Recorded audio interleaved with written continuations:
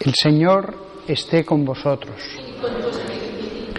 Lectura del Santo Evangelio según San Mateo. Después que se sació la gente, Jesús apremió a sus discípulos a que subieran a la barca y se le adelantaran a la otra orilla, mientras él despedía a la gente. Y después de despedir a la gente, subió al monte a solas para orar. Llegada la noche, estaba allí solo. Mientras tanto, la barca iba ya muy lejos de tierra, sacudida por las olas, porque el viento era contrario. De madrugada se les acercó Jesús andando sobre el agua. Los discípulos, viéndole andar sobre el agua, se asustaron y gritaron de miedo, pensando que era un fantasma. Jesús les dijo enseguida: «Ánimo, soy yo, no tengáis miedo». Pedro le contestó: «Señor, si eres tú, mándame ir hacia ti andando sobre el agua». Él le dijo: «Ven». Pedro bajó de la barca y se echó a andar sobre el agua acercándose a Jesús. Pero al sentir la fuerza del viento le entró miedo, empezó a hundirse y gritó: «Señor, sálvame». Enseguida Jesús extendió la mano, lo agarró y le dijo: «¡Qué poca fe!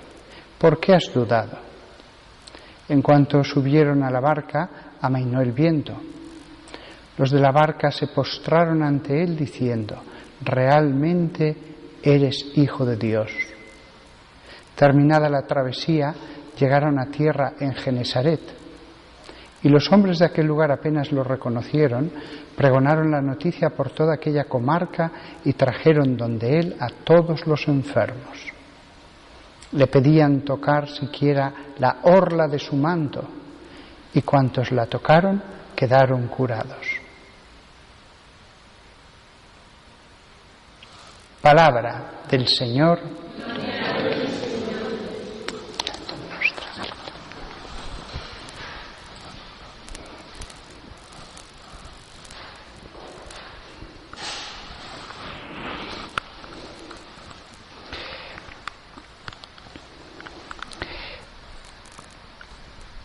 En el Evangelio que hemos leído hoy, desde hace siglos, cuando se lee, enseguida todos ven aquí como una parábola, la parábola de la Iglesia en medio de la tempestad. El hecho sucedió en la realidad, pero es como una parábola. Tantas veces en nuestra vida o en la vida de los demás es como si fueran parábolas. Y es verdad que a veces hasta los niños pequeños, alguien hace algo malo, sufre las consecuencias y el niño pequeño le dice al otro niño: «¿Ves? Dios te ha castigado». Y es verdad que a veces por la boca de los niños pequeños habla la verdad. En la vida nos ocurren cosas que son como parábolas. Esta pequeña escena es una imagen de la Iglesia en la tormenta. «Ánimo, soy yo, no tengáis miedo». Qué pena me dio hace pocos días. Hablé con un chico que, pues, leyendo en internet, viendo vídeos, pues ha creído todo tipo de conjuras, de Illuminati, de masones, de cosas, y que lo creyera eso del mundo, pues mira, puede equivocarse y ya está. Pero también creía que se habían infiltrado en la Iglesia. Y entonces ya no solamente se habían infiltrado, sino que toda ella estaba en sus manos. Y cuando yo le preguntaba: «¿Pero por qué piensas eso?», tal, al final, detrás de todo había los vídeos de un señor que vivía en Estados Unidos. Fijaos,